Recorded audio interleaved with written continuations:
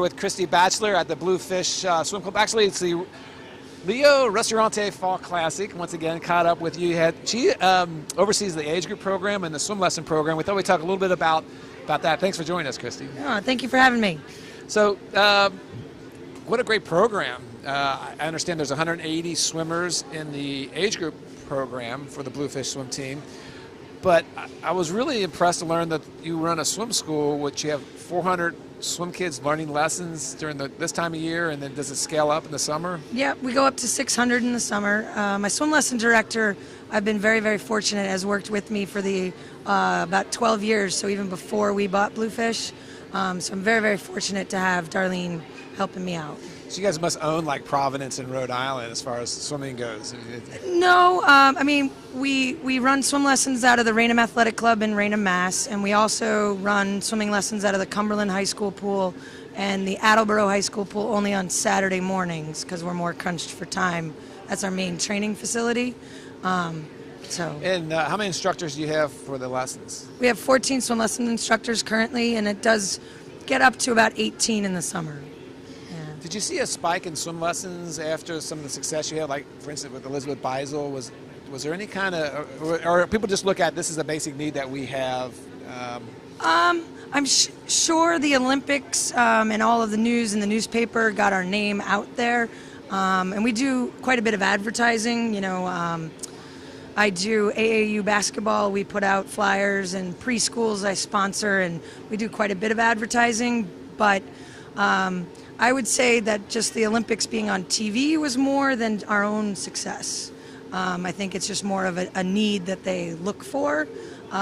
We do have quite a lot of boys and girls clubs and other competition, so you know I really strive to have the highest quality swim lesson program that we can. Are you seeing a bump in swimming in general now that you mentioned the Olympics and the success we had in the United States? Are you seeing a bump in it overall? Yes. I mean, we were hit pretty bad in the economy. Had a lot of families losing jobs and that sort of thing, so there's been a gradual bounce back from that.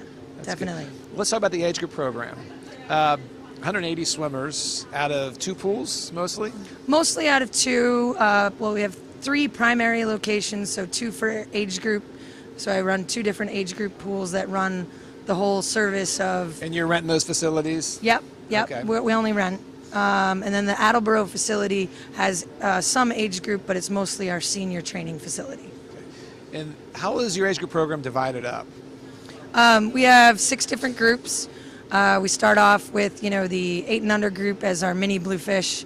We have a pre-competitive team before that, and then we just have junior 1, junior 1.5, junior 2. I was thinking like 1 fish, 2 fish, go fish, that type of thing. Our swim lessons, we actually do have 1 fish, 2 fish, 3 fish. Okay. But yeah, no. And how does an athlete progress? Do they progress by ages, or do you do a skill development? You know, that's one of the most complicated questions for an age group coach to ask. And anytime I've gone to ASCA or clinics, or even last year I went to, in October, they did every 2 years they do the national age group committees. And I went out there for that. And the transitions are tough. Because particularly with age group, you have children that develop faster, but they have a whole group of core friends. And so do you cater to their physical ability or their mental ability? And, you know, so the transitions, I really try to have a progress plan of whenever you start with the team, we're going to add a day of training every year. So it's not necessarily, hey, you're 12 and you're awesome and I want you swimming 6 days a week already. I really try to stagger it to have the progression happen. Based on when they start the program? Based on when they start the program, as well as their own excitement level. You know? A 12-year-old will be practicing how many hours a week, do you think, on average? Well, we run a little longer practices than most. We have 2 to 2.5 hour practices, whereas I'd say a lot of programs only offer the standard, you know, hour and a half, 90-minute workouts. And most of that is we spend a lot of time on technique, but yet you still need the conditioning. But at the same time, my job and my role is to prepare athletes to swim with my husband, so they need to be able to handle a certain workload before I move them up. And Chuck, your husband, has about how many athletes? About 40? His group ranges from about 42 to 50 at the most. every year. So this year we're at about 42. But getting back to your social versus skill level, how important is the social in all of that in your mind? The Mission Viejo coach, I can't think of his name at the moment. No, the age group program. They have a 10 and under coach, and one of the things that I listened to at an ASCA World Clinic was that the primary focus is fun. And if it's not fun, they're not going to come back and do it. So it's teaching that the hard work is fun. And some of that, for a lot of the kids, it really is the social of, I want to be with my friends. So we have 12-year-olds who didn't make finals tonight who are choosing to stay to hang out with their friends. And it may be, I had team meetings that were strongly encouraged. We want to see you in 10. Laura Sogar's coming. Come and watch her swim. But so we try not to make it mandatory, and we want them to have that choice to come and have fun. So you develop a culture of swimming. This is the family. It's very, very much a culture. Yeah. Very, very much a culture.